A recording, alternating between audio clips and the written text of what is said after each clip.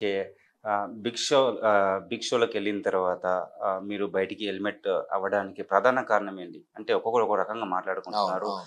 మీ attitude చూయించడం వల్ల, మీరు ఆ విధంగా మాట్లాడడం వల్ల, అందుకే కావాలనే అభయ్, నవీన్‌ని బయటికి పంపించేసిర్రు అని చెప్పేసి కామెంట్స్ వస్తూ ఉన్నాయి. అందరూ అదే మాట్లాడుకుంటున్నారు. అంటే ఒకటేనే ఎట్లా అంటే ఇప్పుడు నేను జస్ట్ షో కోసము నా యాటిట్యూడ్‌ని, బిహేవియర్‌ని మార్చుకోను అని చెప్పి నేను చెప్పిన ఆల్రెడీ హ్మ్. ముందు పోయేటప్పుడు గూడా. కానీ అది యాటిట్యూడ్ అన్నది గాదు. ఎందుకంటే నేను ఎళ్ళిన మొదటి రోజు నుంచి నాకేదైనా నచ్చపోతే గట్టిగా మాట్లాడిన. హ్మ్. డే 1 నుంచి మాట్లాడిన నాకు నచ్చనివన్నీ. Unfortunately అవెవరు realise అయితలేరు. వీడు ముందు నుంచి కూడా ఇట్లనే ఉన్నాడురా అని ఎవడు రియలైజ్ అయితలేడు. సడెన్‌గా ఇప్పుడు బయటకొచ్చేసరికి వాళ్ళకి అవన్నీ పాయింట్స్ లాగా అనిపిస్తున్నాయి గానీ హ్మ్. కొన్ని ఇప్పుడు మనం జనరల్‌గా కోపమొచ్చినప్పుడు, బాధొచ్చినప్పుడు కొన్ని మాటలు మాట్లాడతాం. అదేదో కావాలని అన్నయి గాదు. లోపల పెయిన్ వల్ల వచ్చిన మాటలు అంతే గాని, అయి నేను జస్ట్ ఏదో షో గురించి చేసినయయితే కాదు. సో, నా మెంటాలిటీ అంతే ముందు నుంచి. నేనెక్కడున్నా గూడా నాకు నచ్చపోతే, ఇది నాకు నచ్చట్లే అని గట్టిగా మాట్లాడతా. హౌస్‌లో గూడా డే 1 నుంచి నేను జేసుకుంటూనే వచ్చిన. అన్‌ఫార్చునేట్‌లీ వాళ్ళందరూ అది రియలైజ్ కాలేదు. ఓకే. అంటే మీరు లోపలికెళ్ళిన తర్వాత, హౌస్‌లోకెళ్ళిన తర్వాత బయట ప్రపంచం ఎట్లా అనిపిచ్చింది? లోపల ప్రపంచం ఎట్లా ఉంది? లోపల మస్తు మంచిగుండే అన్న. అంటే హ్మ్. నేనొకసారి సోఫాలో కూర్చొని ఒక 10 డేస్, 12 డేస్ అయినంక అనిపిచ్చింది, అరె! నీ అమ్మ అసలు ప్రపంచం చాలా మంచిగా అనిపిస్తుందిప్పుడు.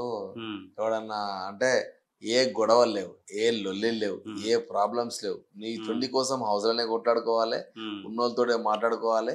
కోపమొచ్చినా, బాధొచ్చినా వాళ్ళతోటే చెప్పుకోవాలె. ఒక ఫ్యామిలీ మిస్ అయితున్నన్న బాధ తప్ప మిగతా అంతా నన్నడిగితే యాక్చువల్‌గా హ్మ్. హ్యాపీగుండే. హ్మ్. అంటే ఇదే గదా మనం కోరుకున్నది. ఎన్విరాన్మెంటల్ ప్రాబ్లమ్స్ లేవు. పొల్యూషన్ లేదు. బయటకు పోము. వరదలలో కొట్టుకోవు. ఏ ఇబ్బందులు లేవు. మనం హ్మ్. మంచి సేఫ్ ప్లేస్‌లోనే ఉన్నాం. అంటే ఒకే గదిలో ఉండాలంటే అది ఒకలాంటి అది ఇబ్బందికరంగా ఫీల్ నిజంగా అవుతారు ఇబ్బందే కదా! అన్న అది. ఆ! మూడో వారం వచ్చినాక తెలుస్తా ఉండే ఆ ఇబ్బంది. హ్మ్. ఇంకెన్ని రోజులు ఉంటామన్న ఒకటుండే. కాపోతే మనకొక గోల్ ఉంది గదా! ఫైనల్ దాకా ఉండాలి. మనం స్ట్రాంగ్‌గా ఉండాలని ఒక నిజంగా గూడా నువ్వెంతనన్నా గాని ఒక నాలుగో వారం, ఐదో వారానికి అబ్బా! అంటే నాకెందుకు చెప్తున్నా అంటే లోపటికొచ్చినప్పుడన్నా అబ్బా! ఇంత పెద్దగుందేందిరా హౌస్ అనిపించింది. చాలా దూరం ఉండే. మస్తు హుహు. పెద్దగుంది లోపల.